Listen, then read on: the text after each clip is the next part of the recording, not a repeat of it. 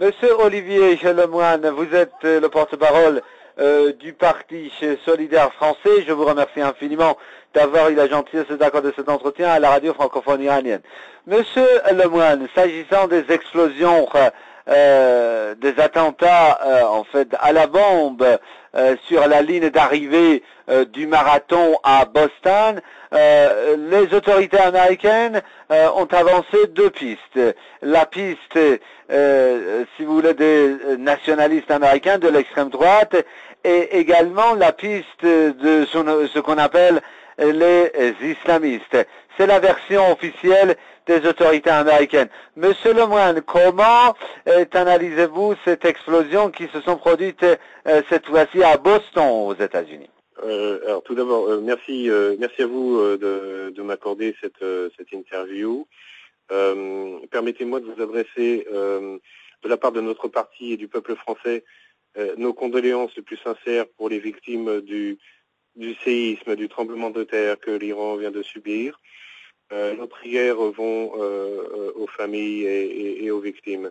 Pour répondre à votre question, effectivement, notre point de vue est que les versions officielles, comme toujours, sont des versions, nous pensons, très certainement un petit peu poudre aux yeux. Nous pensons personnellement qu'il y a certainement d'autres intérêts derrière et pas forcément les intérêts avoués par les médias occidentaux, et que la finalité, si vous voulez, de ce type d'acte terroriste revendiqué ou non est la manipulation en fait des foules, toujours sur des thèmes et des sujets qui vont porter l'attention des gens sur la stigmatisation d'une communauté contre une autre. Si ce ne sont pas de toute façon les islamistes, on dira que ce sont les extrémistes de droite américains, les patriotes qui revendiquent l'attentat. Nous n'avons pas à ce jour et à cette heure précise d'informations claires sur ce sujet. Il y a fort à parier, et ça c'est notre point de vue, qu'il s'agisse d'un coup d'État, d'un attentat, qui soit monté de toutes pièces par soit l'officine CIA ou similaire, ou si ce n'est directement eux, ce sont peut-être leurs complices à l'étranger. Enfin, en tout état de cause, il s'agit une fois de plus soit de réanimer le spectre de l'islamisme violent qui agirait ainsi sur le territoire occidental des États-Unis, ou alors il s'agit de stigmatiser les milieux patriotiques, dit-on, de droite américains, qui sont pour le maintien du port d'armes aux États-Unis et de la détention des armes, sujet qui est en ce moment en discussion, comme chacun sait, après le massacre dans l'école aux États-Unis, qui a certainement servi de prétexte pour lancer ce projet de loi aux États-Unis sur le désarmement des citoyens, et pour lequel, effectivement, une frange de la population américaine est hostile.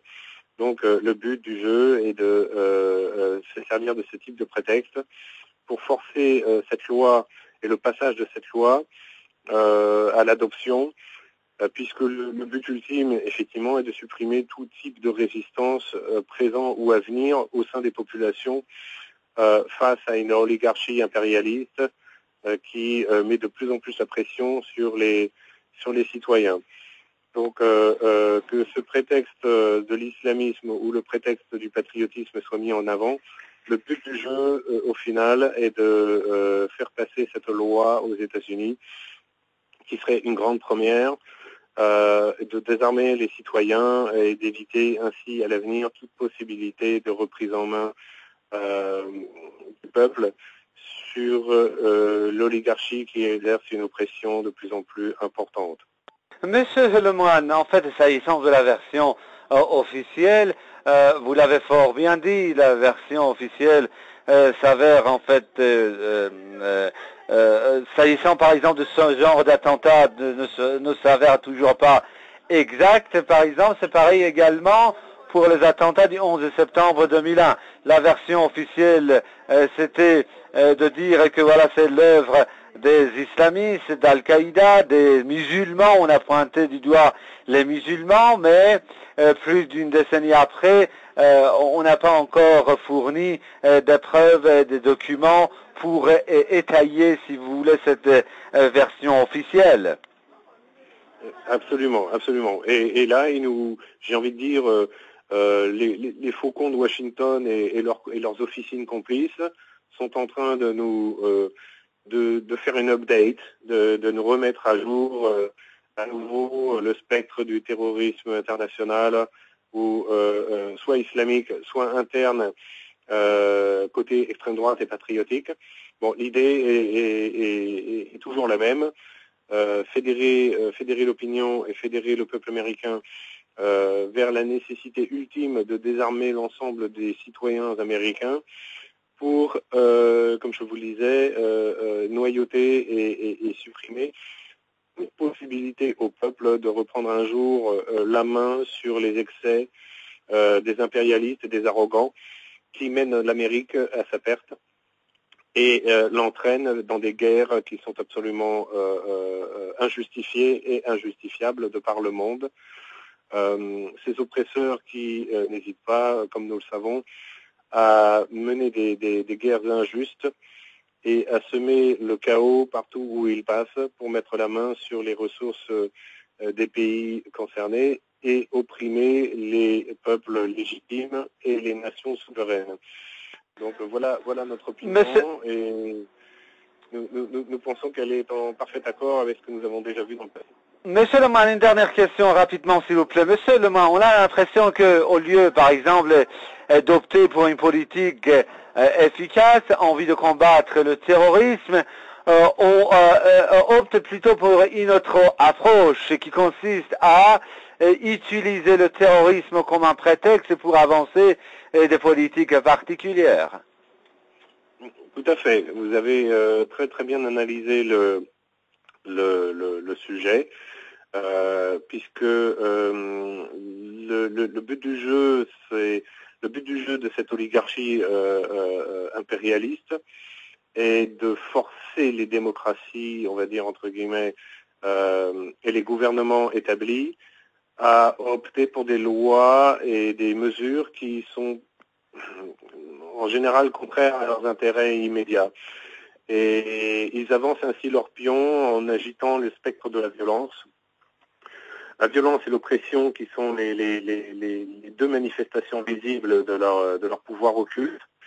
Et en sous-main, bien évidemment, et de façon cachée, dissimulée, vous avez le pouvoir de l'oligarchie financière qui avance ses pions dans ce qu'ils appellent la politique de changement mondial. Et on l'observe dans tous les pays. Aucun pays n'est épargné par cette espèce de mainmise diabolique. Et ce qu'on appelle, nous, sous un terme générique, l'oppression, se manifeste de façon accélérée ces derniers temps et de plus en plus visible par justement des actions coup de poing qui sont menées, soit sous la forme de guerre ouverte et soutenue, comme ce fut le cas en Libye et maintenant en Syrie, ou alors de façon plus larvée, avec des actions ciblées, telles que nous venons de le constater à Boston, avec cette double explosion, voire ça aurait pu être, semble-t-il, une quadruple ou une quintuple explosion si le matériel avait fonctionné normalement, semble-t-il. Donc ça aurait pu faire plus de victimes que s'il était convenu au départ. Et ils avancent leurs pions de cette façon afin de faire plier les gouvernements vers des régimes de plus en plus autoritaires et antidémocratiques.